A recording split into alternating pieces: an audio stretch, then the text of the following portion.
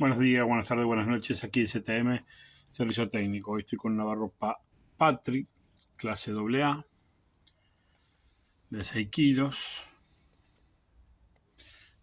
donde el cliente me decía que hacía ruido.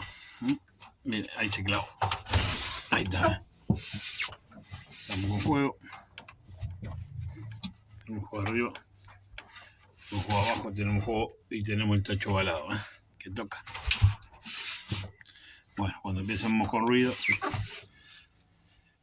cambio de estrella, rodamiento retén. A lo mejor la estrella no se rompió, pero bueno, siempre cambio de estrella, rodamiento retén, porque ya tiene su desgaste de bujes.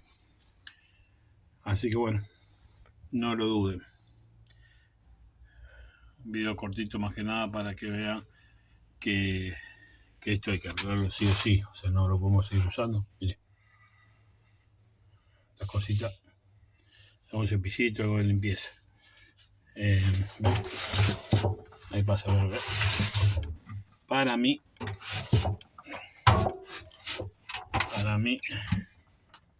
tenemos los rulemanes. No es la estrella, pero esto para mí es los rulemanes. Bueno, un video cortito, pero bueno, más que nada quería enseñarles cómo hacía. Y cámbienlo porque después empieza que el tacho toca la cuba, este al revés, este hay que desarmarlo todo de acá adelante. La cuba y la tapa.